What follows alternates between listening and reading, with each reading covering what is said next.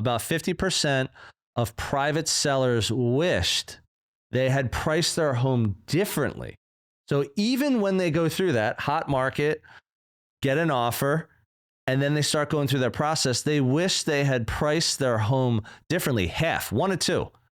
Whereas 73% of listed sellers who work with a listing agent, felt that their agent priced their home correctly. Oh, wait, because someone who deals with real estate every day is consulting me to get to a right price?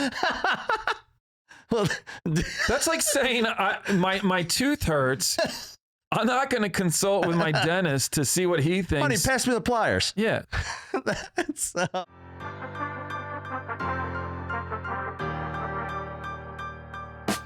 Welcome to the podcast dedicated to real estate, insurance, and building your business. Join us as we take you along our own business building journeys with additional wisdom from our network of local and national experts. Welcome to Bricks and Risk. Hey everyone, welcome to another episode of Bricks and Risk. I'm Tim Garrity. And I'm Sean Mooney. What's up, dude? Hey, man. How are you? I'm good. We're going to start off this episode reading another listener/watcher review. This one comes from RyG_RE. I wonder who that is. If he's listening to the show, probably a very bright guy. And a stand-up guy. So, insightful and easy fun to listen to. Great blend of guest experiences and insight into the small business world. It's honed in on a local industry level, but it translates to all markets and all areas of entrepreneurship. You can tell Tim and Sean have been friends for a long time. They have great chemistry. Thanks, Rye. Appreciate it, man. Which is funny because as we tape this, we're in the building that used to be chemistry. Yeah, back in the day. Back in the stomping days of college, we would come down here for happy hour. Yeah. And late nights. Good time. It's funny how everything comes full circle from where you drank in college to where you film your podcast in your mid-40s. Isn't that hilarious? Kind of funny. We're going to do an off-site... We're going to do like that one. We're going to do an off-site shoot at the field at Belfield. Yeah. In the back of a white minivan. I love it. All right, bro. What are we getting into today? Today, we are talking about the real estate industry and specifically talking about the people who decide to use an agent. Yeah. Versus people selling their houses, using an agent, and versus like a for sale by owner scenario. I love that this idea, this real estate topic came from you. I did. I put it in our folder. Because it just goes to show that now that we've been doing this, folks, for almost a year now, in real time. And the fact that when we were talking at the beginning, you know, you had real estate knowledge, but my guess is that I have greatly, and our guests have greatly expanded your mind a little bit. So now you're picking the real estate topics, not me. You're giving yourself a little bit of credit there. Very interesting, folks. No, it is good. I mean, so like as we talk and as we have the guest, it's just, you know, my mind is on real estate. And so stuff hits my feed, stuff that I see, come across. It's like, oh, that would be, you know, a good topic to talk about and discussion. So, yeah, it's kind of like, it was similar to the one member we did on insurance and investors. Yeah. Yeah. I think I was the one who spotted that and shot you. I was like, oh, look at this one. Yeah. So we're both doing it, which is cool. Yep. All right. So let's talk about this. So basically the article focused on people selling real estate. Do they do like a for sale by owner or like a private sale? Like you could stick a sign up in your yard and say, for sale by owner. We've seen those before. Or you don't have to do anything. You don't have to tell anyone publicly. And then you could do a private sale. Maybe you're going to friends and family, coworkers, you know, neighbors, whoever it is and say, hey, I'm going to sell my house. Anyone in your network want to buy this? And which is a very relevant topic today, especially in a market like Philadelphia, greater Philadelphia, let's call it. We're currently in the beginning of October of 2024, and where the market is as a whole is the city of Philadelphia has a decent amount of inventory as a whole. It's approaching what's called a normal market. But the inner suburban ring, so we won't go all the way to the exurbs, but the inner suburban ring, there are still some areas that have like no inventory. And even when they get 5 new ones in a week, they're gone within 2 weeks. So it's really the tale of two sellers, where maybe a seller in the inner suburban ring of Philadelphia would say, I can do this on my own. There's more buyers than there are listings. Whereas in the city, they've kind of got knocked back a little bit. Yeah. And it's like, hey, this thing's not as easy to sell as I thought. Because what's interesting from a residential real estate standpoint, when someone comes to me and says, hey, Tim, I want you to list my house for sale, what am I doing? My number one thing, besides learning all about the house and the seller and what they want, is looking at sold comparable sales, which are called comps. Not only that, I'll look at the active comparable listings, places that are still on the market, have not sold yet, and the history behind those, as well as the listings that are pending or active under contract. That means that they haven't closed yet, so I don't know what's going to happen because I won't see that until it closes. But I know that it's been on the market for this amount of time. They had it listed here, and I know that something is happening. So knowing all of that, that's usually my competitive advantage, because I'm the expert in the marketplace. I'm going into the seller. I'm educating them on all the things I know about supply, demand, and my other like neighborhood knowledge, current economic knowledge, marketing knowledge, like all these things I'm packaging to say why I'm a good fit for you, Mr. or Mrs. Seller. So what was interesting about the article, what it said was that sellers make higher profits using a listing agent than not using a listing agent. And the number that came out in the survey that they said how much more they make on average was $79,000, which is kind of extreme. It's a little polarizing to see that. What are your thoughts on that, not being in real estate? So I kind of got a couple different things here, but to draw a parallel with you running comps, it made me think of like when I do purchases on eBay, I'll go in. And he does a lot of them, folks. I'll go in and do my due diligence for purchases on eBay, and I'll find similar items and I'll check what they sold for, so that if I know, you're comping out your hats. Yeah. So I know that when I put a bid in for a hat, I know that it's accurate, or I got a good chance of winning that bid. How many hats you buy on eBay every year, you say? Ooh, in a year? Yeah. You want to share that number, or is it? Over under on 20 is over. Damn. Whoa. eBay must love you. What are you, platinum status? They do.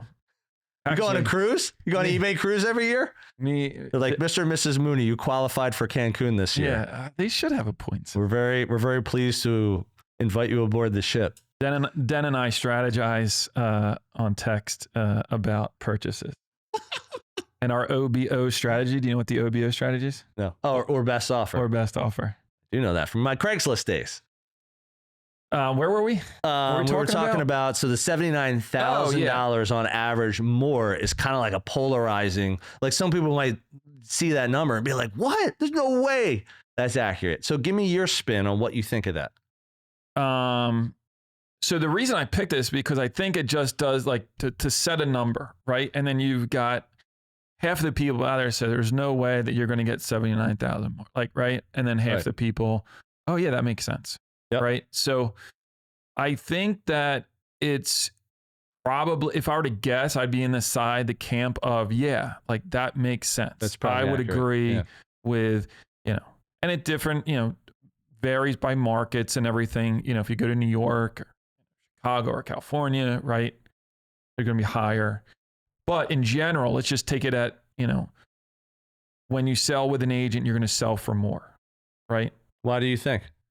Like, what are some reasons that you think you would? So if I were to draw a parallel on that, I would say if I had a used car business and I was selling used cars, yep, right? And I had a lot full of cars, 100 cars on my lot, okay, and no salespeople to sell those cars. Mm-hmm. Just had a sticker on there, right? Car for sale. This is the price. Yep. Right. Versus a lot over here, 100 cars inventory on this lot. 5 salespeople, let's say. 5 salespeople pushing cars, selling all with cars. networks. All with networks.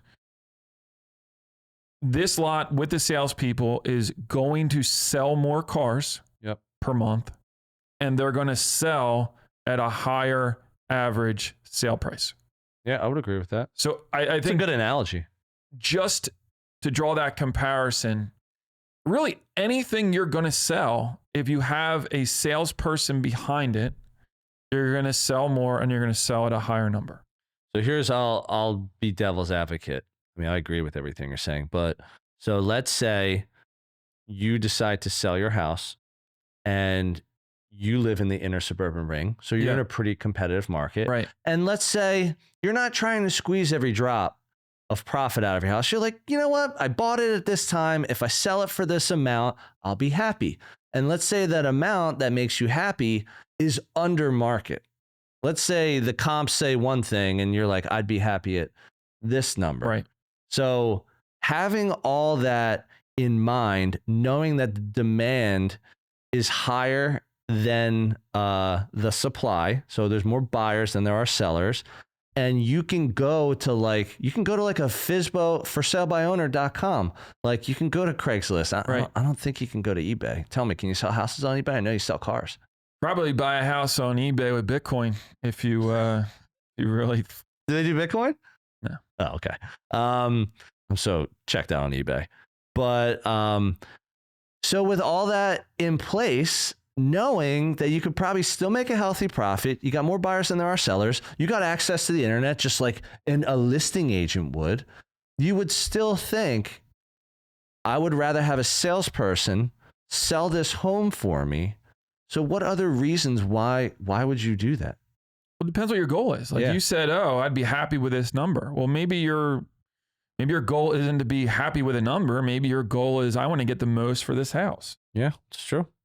Which by and large, that's what this is talking about. It's saying like you can make more money if you work with, let's call a sales professional. Yeah. Go back to your car example. These cars will sell for more money with 5 people pushing cars all day. Yeah. Who have networks of, on average, 256 people each that they can email, they can text, they can call, they can put it on Facebook. So for me, it's very simple. It's eyeballs, right? So if you just look at it as a numbers game, right? How many people, if you have dealership A and dealership B, how many people are going to stop by dealership A and go in and look at a car and buy a car, right?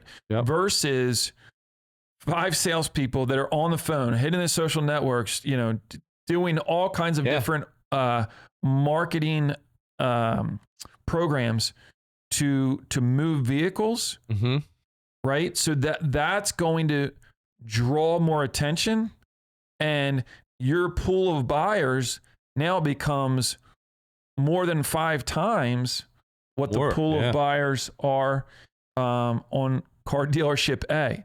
So now you're putting more demand on that property. Yeah. More demand is going to be a higher purchase price. Agreed. And so that's where I see it is, the realtors are marketing your property. They are getting the exposure that you need for your property. Yep. And so ultimately, $79,000 is what they quote there. I mean, to me, it just falls in line. It kind of makes sense as to like, all right, if this house has 2 people looking at it, it's going to sell for X. And if this one has 13, could sell for Y. Right. Yeah. It actually, I don't think I ever told you this story, but recently, and I don't even know if I can say this on air. Say what you want. There was a house in Gwinnett, and I drove by it, and it had They're like, get out of here. You're like, okay, sorry, folks. Yeah, sorry to bother you. But I was like, oh, I didn't see that house on, the real estate listings. Right. And it was on sale. It had a Hauser sign. Yeah, Hauser. Yep. On it. Mm-hmm. And I was like, oh, let me go check, because I knew the address, or I know the street, I know the address, I know where it was. So I go do a quick real estate search. Mm-hmm. Not there. Yep. Can't find it. I'm like, oh, that's weird. Interesting. So then I'm like, all right, well, this will be simple. I'll just go to Hauser.com. Check inventory. It was like an exclusive listing. Would be my guess. No, but they don't even have a place where you can search on their... Oh, so it's nowhere online. Yeah.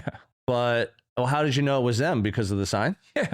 Okay, so that's a way to market that maybe that seller. So just to educate people out there that aren't in real estate, when you work with a seller, you have to sign a listing contract. Right. And when you sign a listing contract, one of the options is I don't want this marketed online.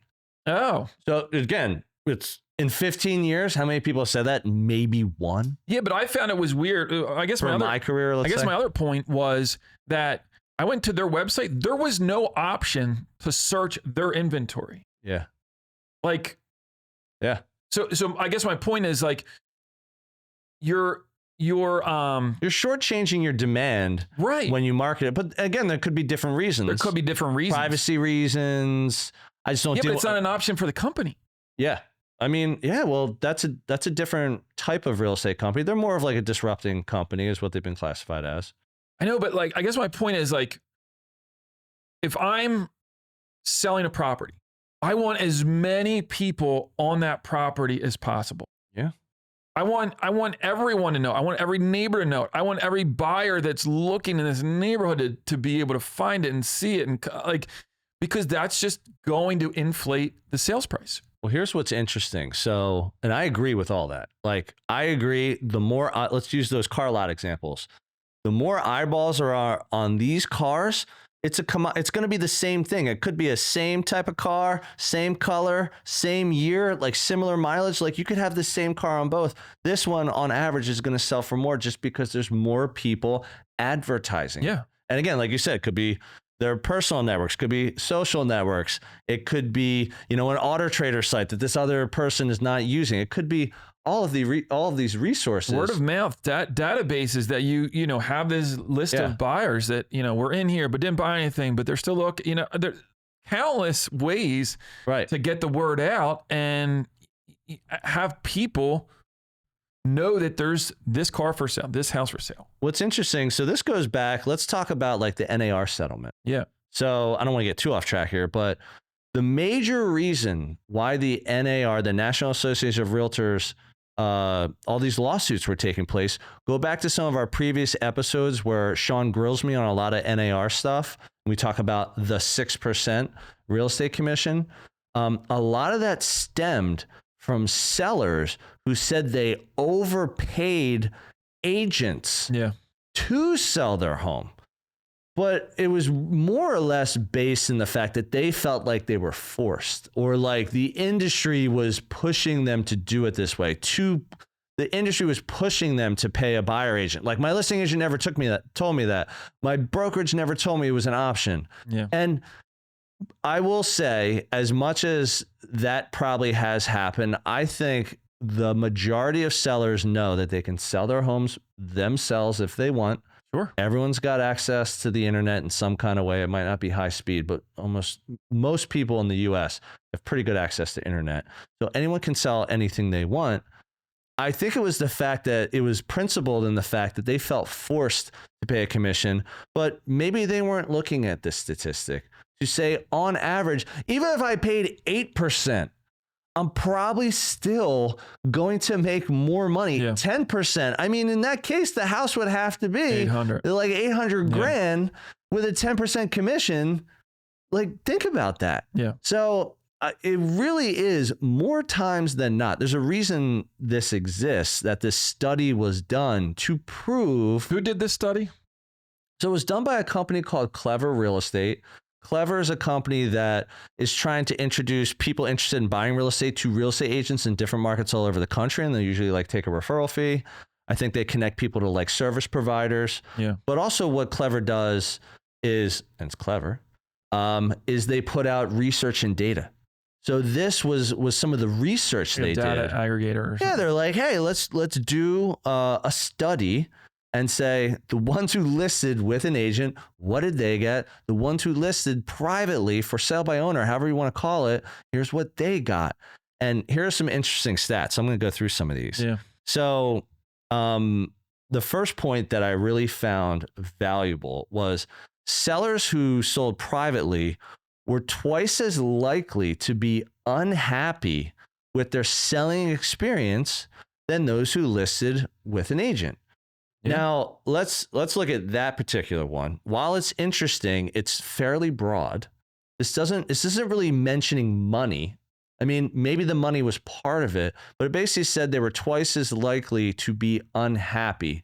I actually think the biggest reason why that was true is because selling a house, if you have no idea what you're doing, is excruciatingly hard. Even if you were in that inner suburban ring like you are today, which I'm in, it's still going to be a ton of work, a ton of stress, emotional baggage. Like you don't have the expertise. You're going to be spending hours and hours and hours every week just figuring out how to do this. Here's what I'll say. Yeah. Right. So like we do insurance. We see new purchases all the time. Yep. Right. Home purchases. When we are dealing with a client in a new home purchase, I can't tell you how many things come up that need to be addressed. Yeah.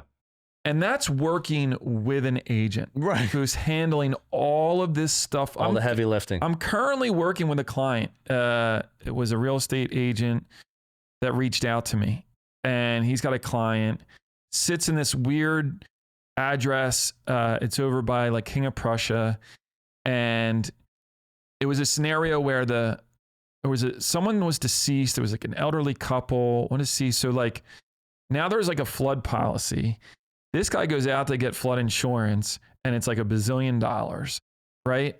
And now like because of that added cost, now the seller and the buyer all up in arms. They're trying to figure it out. They're calling me, Sean, you got to figure this out. How much more was that per month, just for perspective? How many? So a couple $100 a month, more per month? Oh yeah, it was like, he said he got quotes from like $4,000 to $8,000 per year just for flood. So like now that throws everything. Yeah. I guess my point in saying it is like, I can't imagine a scenario where you're having to navigate this,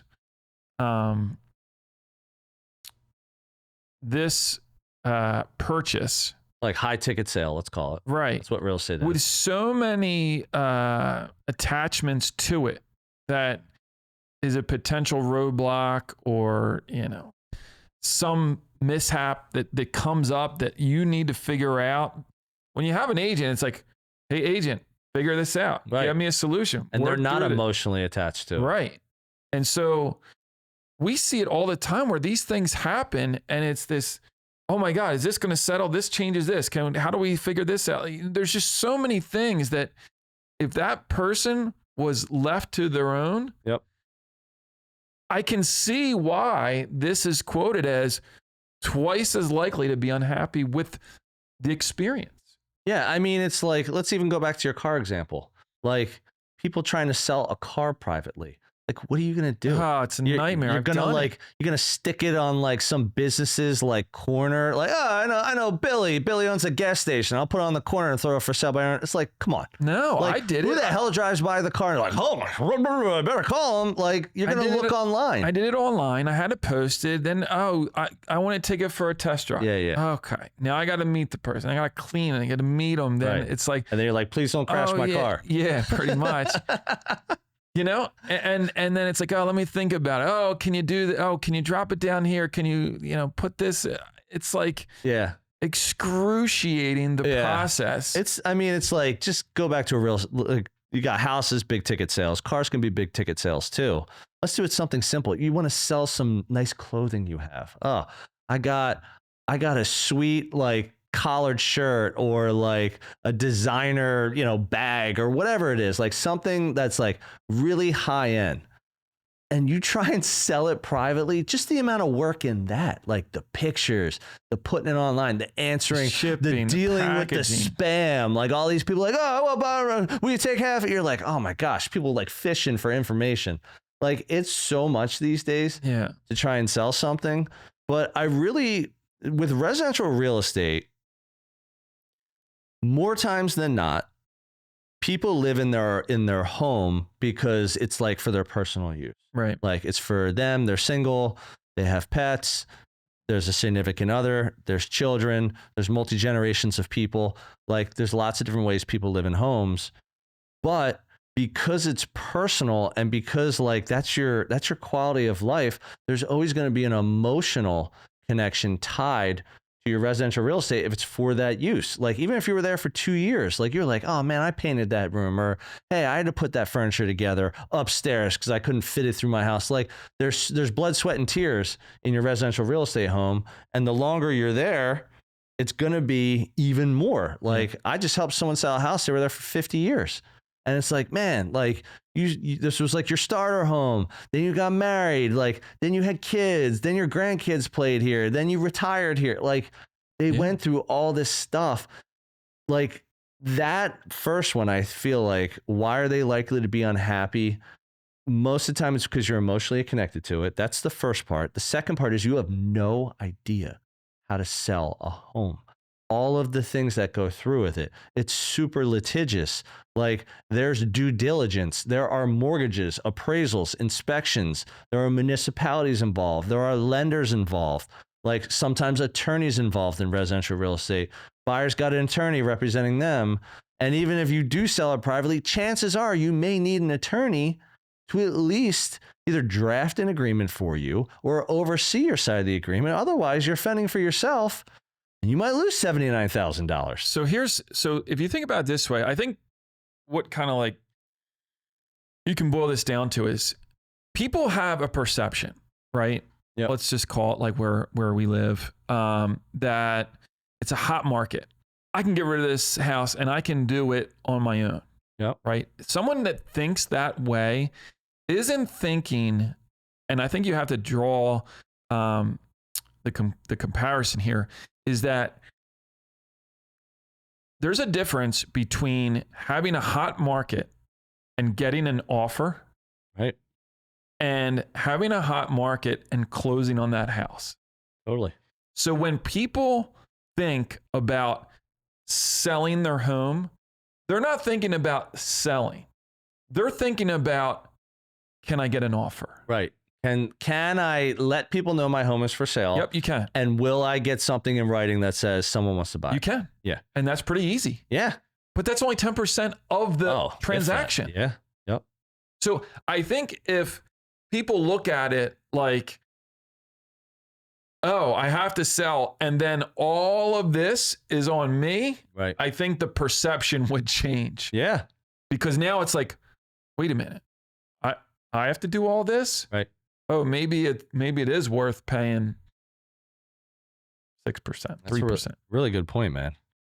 All right, so here was the second point we drew from this particular article. So about 50% of private sellers wished they had priced their home differently. So even when they go through that hot market, get an offer, and then they start going through that process, they wish they had priced their home differently, half, 1 to 2. Whereas 73% of listed sellers who work with a listing agent, felt that their agent priced their home correctly. Oh, wait, because someone who deals with real estate every day is consulting me to get to a right price?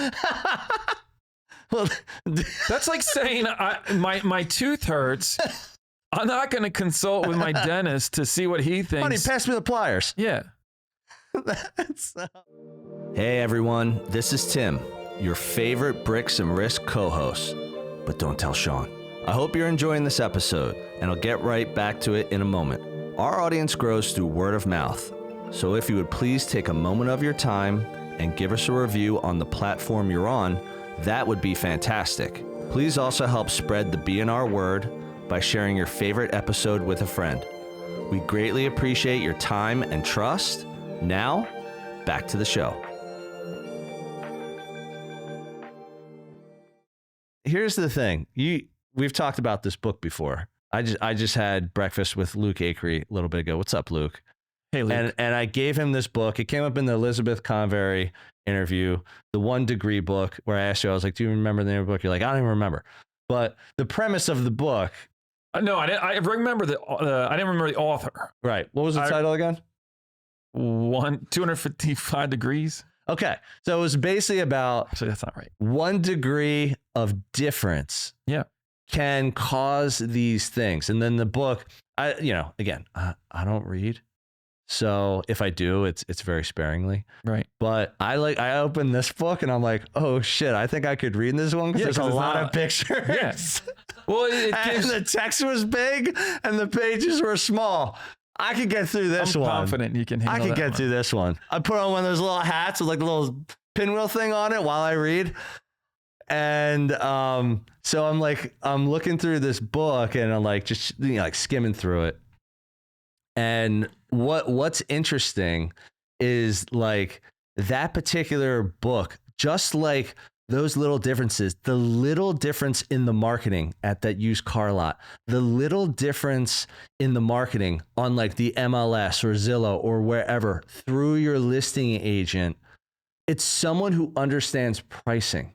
So when you understand pricing, you also know how to negotiate once the demand crosses your plate. Like someone comes to you and says, oh, I'm super interested. Like part of upholding value of that $79,000 upholding price is that listing agent, if they're good, some people get lucky, some people are new, they get in, they get a good listing, it sells for asking price or more. Okay.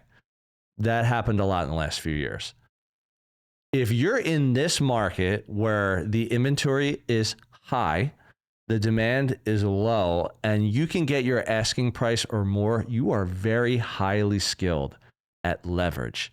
So a big secret to being a good listing agent, which comes with time, is understanding leverage.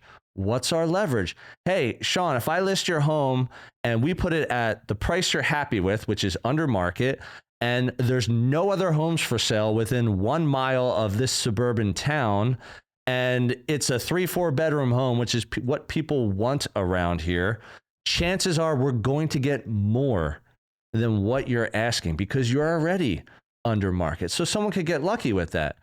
But if I came to you and you said, hey, I want to get this number, I'm like, I actually think we could get 10%. I think we could list for 10% more than that. And I still think we might get more than one offer. And in a bidding war, even if there's only 2 offers, chances are you will get more than asking. And if you don't get more than asking, you'll get better terms in the deal. Someone waives their inspections. Someone finds a way to pay for it with cash or waive the mortgage contingency and just say, hey, even if it appraises for less, I'm not going to bother you. So like all of that can happen. So it comes down to like the fact the reason people are getting more money when they work with listing agents, most of the time the listing inventory is controlled by people with experience. Some of the buyer transactions can be driven more by new agents because it was just a different way the market was handled. People who sell their real estate, if someone's been living there 15 years, you don't think they're going to talk to more than one person? Of course they are. Like, even if it's people they know. I know 3 people in real estate. Let me talk to all 3 of them. And that's good because you want 3 different opinions. And the reason those listing agents are valuable, the reason that statistic came to be, why are people getting more? They're experts at marketing. They're experts at leverage. They're experts at negotiation. They can analyze comps, whether they're sold, whether they're active, or whether they're under contract. Like that person gets all that.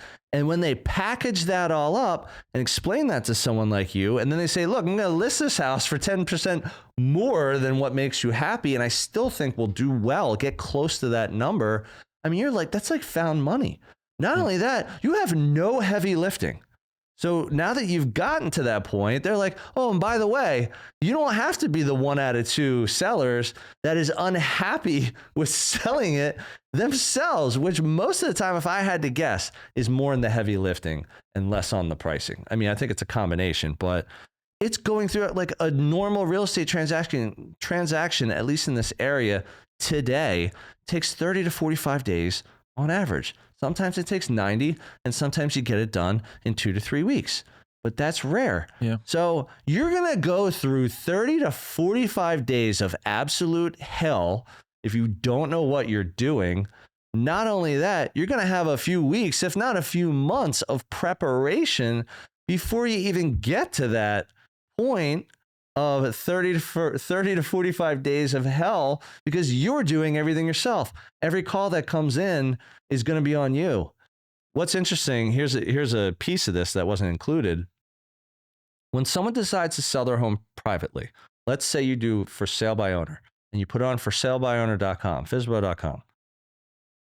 You, most times a for sale by owner is still offering a buyer broker commission. So even if you list it yourself, you stick a sign on your lawn, whether it's online or not, and a buyer agent came to you and said, hey, Sean, I have a buyer client. They're looking for this type of home. They love the price. They love your street. Can I take them through? And Mr. and Mrs. Seller, would you pay my commission if the deal works out? 9 times out of 10, a FSBO would say yes. So they're really only saving half of that commission, half of that 5.3% on average, around the last 20 years.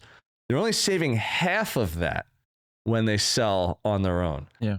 So like we even talked about, it had to be an $800,000 house basically with a 10% commission rate.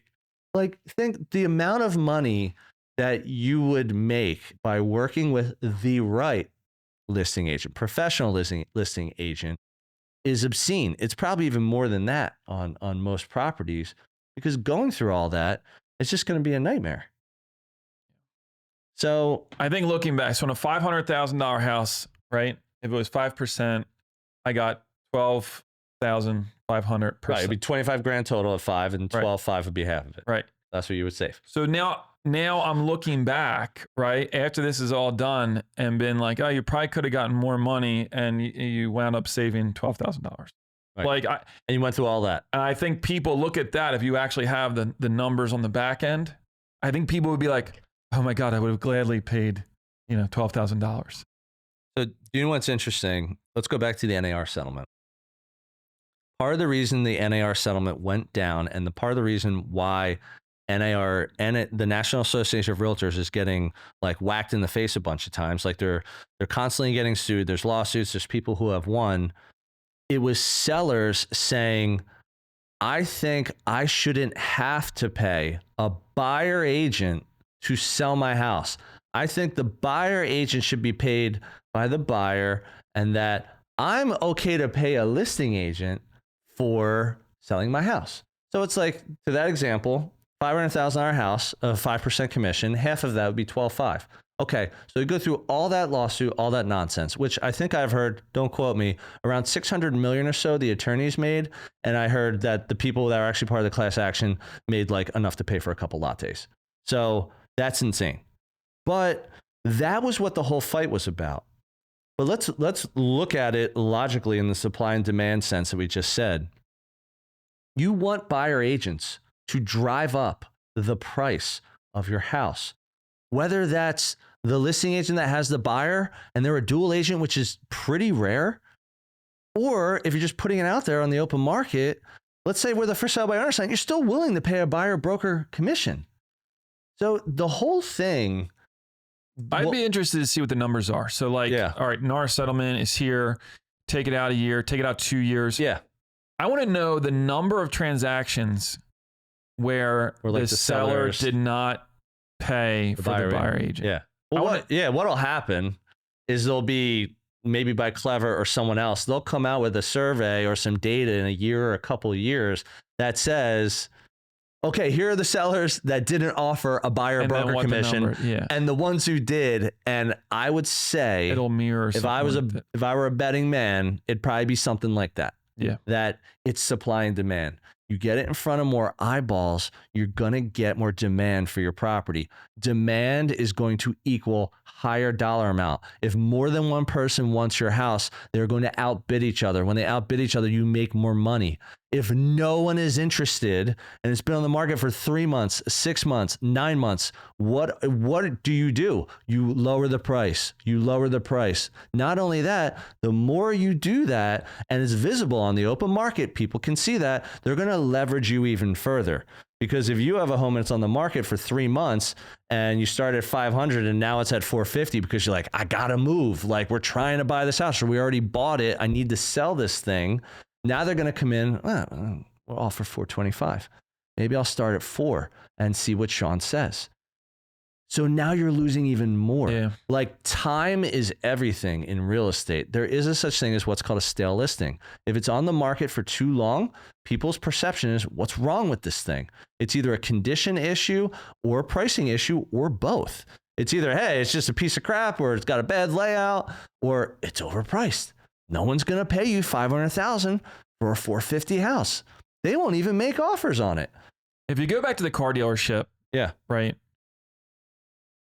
Like, that car dealership subscribes to Car Trader.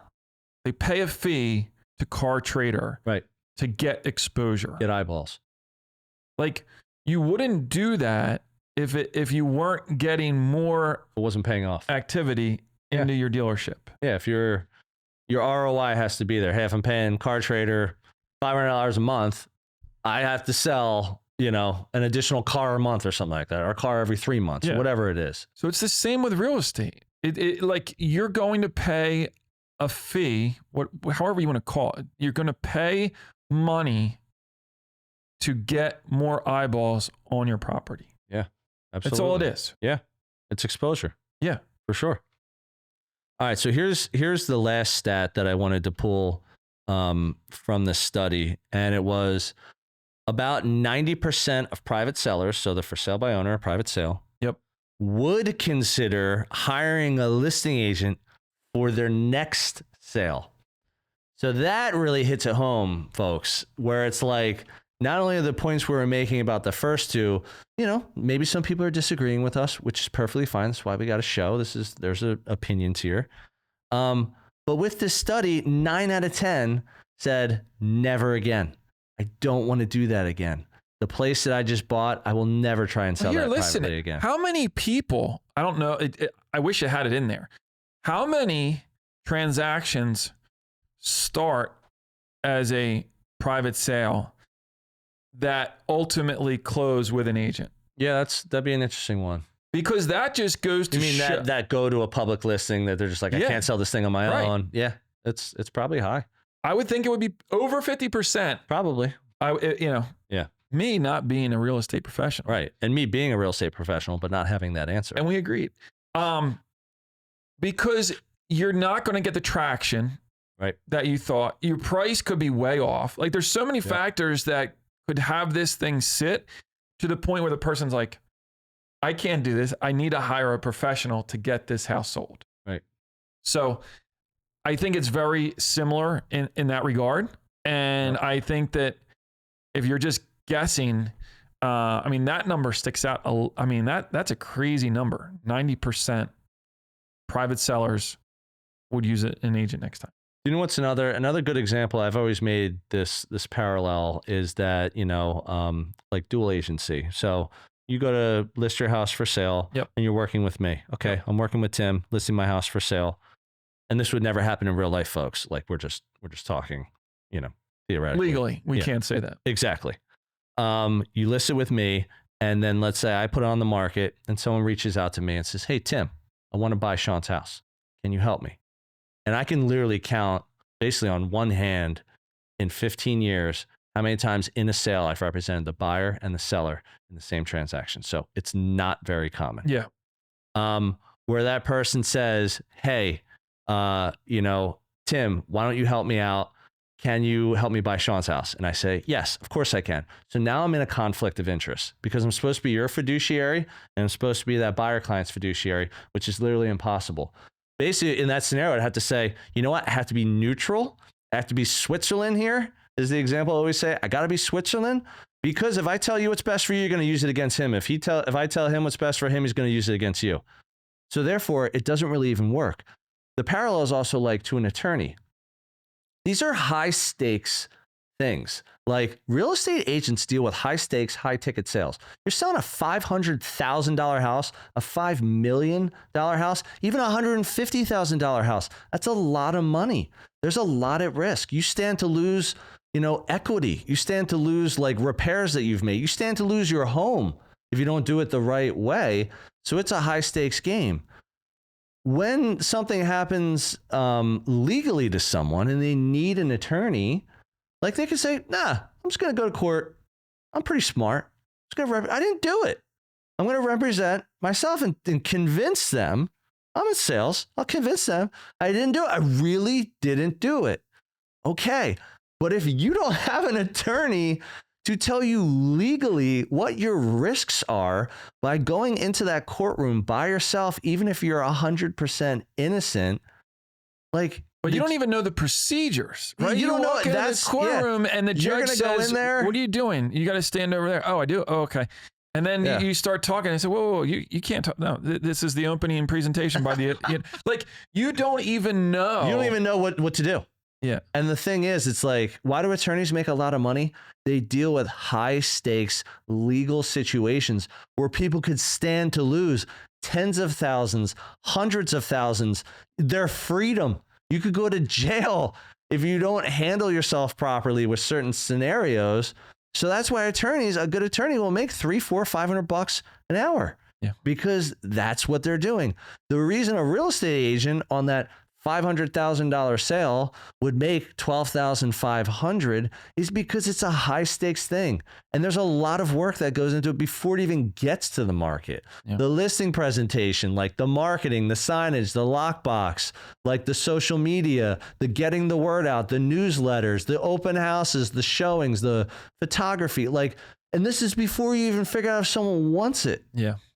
So the reason real estate agents really do well, they're so valuable to make that level of money, is because they're experts. Well, some of them are. And the reason some agents don't do well in real estate, the reason they're not getting listings, or maybe the buyer client doesn't work with them, is they're just not an expert, or they're just not good at what they do. And people are realizing that, so they go choose someone else. Yeah. So that happens. But one thing we were talking about was like, why does this happen, was really in understanding comps. So here's a great example. Like, let's talk about selling that house again. And you're like, hey, I'm happy with this number. I'm happy right here. But the listing agent, you get a listing agent's opinion. I think we could do 10% better than that. Why does he or she feel that way? Because they can analyze the comps. And this is a funny story. So, and obviously not going to mention any names, but we flip houses. And recently an opportunity came across my desk where someone said, hey, we're thinking about selling this home privately, and we hear that you buy homes to flip. Would you consider buying the house? And I said, absolutely. When you flip homes, so we talked about this, investing in real estate, it's purely numbers. Yeah. If you pay more than what the numbers say you can, you're not going to do it if you're disciplined. Right. We're disciplined. So I said, here's the number. And they said, okay, well, that's pretty low. And I said, okay, well, if you want help selling it publicly, I'm an experienced listing agent. I'd be happy to help you do that. Okay, what do you think we could do publicly? Then I gave them a price for that. Maybe like 10% more, somewhere around there. But the reason they were trying to do it privately, they're like, we just don't want to deal with showings. We don't want pain. We want to be done like 3 weeks, whatever. Yep. There was a lot of things that went into it. So then I give them the price for it, my opinion of the price to sell it publicly. Yeah. Then they came back and said, well, we've already gotten 3 other opinions, and someone said we could get 125,000 more than that. And I said, here's what I said. I said, okay, fair statement. Here are the comps I used to analyze the listing price to sell your home publicly. Look at this one, look at that one, look at the other one. And what did the person send to me and said, here are the 27 comps that I found that support a price per square foot on this house to support the listing price that's $125,000 more than yours. And rather than me go through all of those 20 plus comps and say why I didn't agree with the high majority of them, I just said, look, I'm a relationship guy, and if I were to list your home for $125,000 more than I think it's worth to a buyer, this isn't going to be a good relationship. Therefore, I just don't think I'm a good fit. So what I would recommend, and you said this before, I recommend you work with someone else to list your home. Yeah. In the event that's not working, or you don't like him or her, or it's like difference of opinion, or like you're getting, I'm right here. Yeah. And I said, maybe I could go like a little bit higher than what I said, maybe like 10 grand, 15 grand, but that's, you know, and again, I wouldn't even recommend that, but if that helps you feel better, sleep better at night, then I would do that. And it just goes to show most private sellers, they don't understand comps. A lot of the comps he was giving me, like, didn't even have a yard. And it's like, we're in the inner suburbs. Like that's a huge factor versus living in the city or living in the exurbs. Exurbs, everyone's got space. Yeah. But the inner suburbs, sometimes they have yards and sometimes they don't, because Philadelphia is an old place and so are the suburbs. So it's like, they're showing me that. They're showing me new construction, apples and oranges. They're showing me completely rehabbed homes to their fixer-upper. Well, why would you even why would you even offer 27? Like that's not even, like, just the sheer number is to the point that you're not pulling accurate information. Well, that makes mathematical sense to support the number that they felt they could get. And I make this example all the time. Like, let's say your house is worth $500,000. I'm like, that's what we listed for. And again, if there's a lot of demand, hopefully we get a little bit more. Demand's a little bit slow. We still want to hold firm to our price. Maybe do a little extra marketing, blah, blah, blah. Like, you talk about that $500,000 house, and you're trying to figure out, you know, like, what are the actual comps? Like, what are the comps for this thing?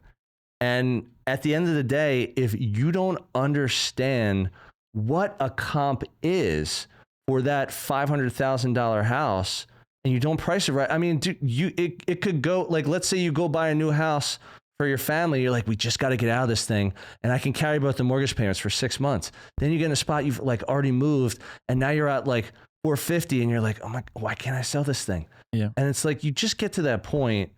If you really don't know what you're doing, you're going to make very large mistakes on a big ticket sale, which is what real estate is. Like 10% on a $500,000 house is 50 grand. That's a pretty big mistake. Yeah. If you only thought you were going to walk away with 75, it's like you're just giving away two-thirds of your equity, which is crazy. And one last point I wanted to make was, we talked about how this relates to sellers. How do you think this relates to buyers? And I'll go back to the example of selling your house, and I list it, and the buyer comes to me and says, hey, Tim, can you represent me as well? And I tell you and the buyer, I have to be neutral. Yeah. So I'm not really using leverage on either side to help either of you out. It's not to say that someone's going to get a bad deal. Yeah, you're just trying to find the middle ground. Yeah, you find the compromise between the two. Did someone lose and someone win? Maybe. You know, here and there, like this person won here, this person won there. Like, it could go that way. But think about buyers who are reading the NAR stuff right now, and they're like, well, what if they don't pay a buyer agent commission? Yeah. And I can't afford that. I can't afford $12,500. Yeah. Which again is a big number. Sure. Like, make no bones about it. Yeah. But then, like, I'm just going to go right to the listing agent. Let's say for whatever reason let's say for whatever reason that listing agent says, of course I can help you. Yeah. But, you know, they're not good, or they like the seller more than you, or they don't hold fiduciary roles. They just want to sell. It could be related and you don't even know. There's lots of people in the car business, go back to the car example, they just want to sell. They don't care if you ever come back. Yep. They're just like, if you want to buy, I want to sell. Let's get a deal done. Yep. And they're going to do what's best for them. There are agents out there, listing agents and buyer agents, who are going to do what's best for them to get a sale, to make money, to continue on with their career. So how this relates to buyers, especially with the NAR stuff, is that if a buyer says, I can't afford my buyer agent, like, what would be the loss to them if they didn't have that? Like, would it be the 79,000 on average? Would it be 50? Like, would it even be 20? Like, let's say it's 20 and they got to pay their buyer agent 12.5. Like, you'd be better off paying their buyer agent. Yeah. Like, the amount of money that real estate agents actually make when you think about the high stakes of residential real estate, let's focus on that, is like they make their money and then some on most deals. Even if it was a break even, they're going to save you all that time, all that pain, all that effort, like the stress, the nonsense, the emotional baggage that comes along with doing something that you have no clue what to do. Yeah, I mean, I see it on the insurance side. I see it all the time. Yeah, relate that to insurance. Like, what do you see like in your world that kind of hit home with that? I mean, I just see the aggravation. Yeah, I see the pain. Like people trying to like basically do it on their own and deal with people like they don't know, or hey, it's like I just went online, found this option. Oh yeah, no, that. So if you're talking about that, how does it correlate to insurance? Yeah, it's that exact scenario. Right. I went online, like I got a call from a client the other day, and it's like, oh, I got a price of this, and I'm like, you're that's not your price. Right. I don't care what they're telling you. Yep. I don't care what they're saying, because just like there's all these car dealerships that just want the deal, or just the real estate agent that'll tell you a number that doesn't exist just to get the deal. There's insurance people that will give you a price that it doesn't stick. Right. And what I mean by that is, you might get an application, but there's things on the back end. They'll reevaluate your house, or they'll look through drone footage. They'll send someone out and say, you got to put $5,000 into your house. I mean, I've even seen where carriers issue coverage on a policy and then they run the MVR. What's the MVR? Motor vehicle record. Okay. So like you bought a policy, you're paying $1,000 a year, you get it issued. Oh, Jim, by the way, we just ran your MVR and you had an accident 2 years ago and a speeding ticket a year ago. Now your premium's $2,000. But they want you in the door because now what do? You can't go back. Right. Right? Yeah. You've already canceled. They trap you. Right. So we see that that scenario doesn't happen all that often, but the home insurance right now, where, I mean, we get calls all the time, like weekly, from people saying, oh, I was with this company. I moved over here because it was a great deal. Then they came out and did an inspection. And then 2 weeks later, I got a letter in the mail saying my insurance was canceled. Gosh. Happens all the time, especially around here, because older homes, they have warts and stuff. Yep. And older homes on older properties with trees and different things, older sidewalks, just any number of reasons. So what we do in our brokerage is we really do upfront underwriting to get that information. Do the legwork so that you understand it better. And then you can advise. And the advice, as you said, sometimes is like, I can't help you. Don't do anything. Like, either don't do anything at all, or you know what? I can't help you. Even if you want to do something, maybe you can check out these guys or these girls. Yeah, but a lot of those times is if I know exactly what's wrong with that house. Like, guy came to me a couple weeks ago. Hey, I got a house. I want you to do the insurance. Great. Referral. Awesome. Yep. Tell me about your house. What's going on? Okay. How old's your roof? Well, it was original roof. Right. Okay, how old's the house? 29 years old. I'm like, I can't do anything. and like, I can't do anything, but here's my recommendation to you. Right. Don't make any other calls. Yeah. Because you could call someone and they say, I can help you. Promise you this deal. And they drag you in, and then you cancel your old, and then they cancel you. Yeah. That's crazy. What's interesting, you use the term you get trapped. And this happens in real estate too. Like someone's not working with a real estate agent. Let's say someone goes to an open house. Yeah. And they meet it could be the listing agent, could be someone on the listing agent's team. Yep. Let's say they go to an open house, they don't have an agent, and they meet him or her, and they're like, oh, they were great, very nice. But they don't know whether or not they're good at their job.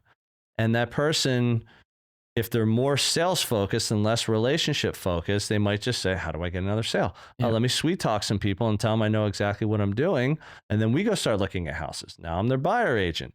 Then we get to the point where we find a house that they like and I don't know how to negotiate. Yeah. So now I'm losing them money, or that they go through the process and the communication breaks down and it drives people nuts. And they're like, why can't I get a hold of my agent? And I see this all the time. It is, they kind of get trapped, and then they're already at like the 20-yard line, the 10-yard line, and they're like, I just got to finish this, but I will never work with that person again. Yeah. And that happens a lot in real estate. It's really just, it goes to show whether you're selling your house and you want to make extra money, as this survey showed, or you want to buy a house thinking you got to spend money potentially to buy it with your own agent. You might be actually saving yourself money, making yourself money, and saving yourself definitely headaches and heartache by finding the right person to do either of those. Like interviewing people. You met an agent at an open house, maybe you should talk to a couple agents. Maybe that just gets you thinking, hey, maybe I should go online, look at online reviews, talk to friends. Hey, who'd you use? Who do you know? Yeah. And most of real estate comes through referrals. So we hope this episode was helpful from that perspective. But if you wouldn't mind closing us out now to let people know where they can.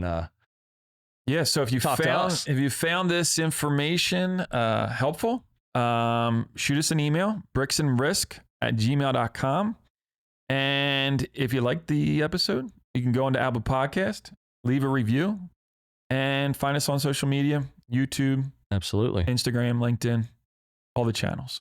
Yep. Greatly appreciate the support and the reviews. And thank you for tuning in to another episode of Bricks and Risk. See you soon. Thank you for joining us on another episode of Bricks and Risk. Our goal is that you walk away with 1 or 2 valuable nuggets, and we greatly appreciate you sharing your time with us today. You can find all BNR episodes on Spotify, Apple Music, YouTube, and anywhere else you get your podcast content. Until next time, keep learning and keep growing.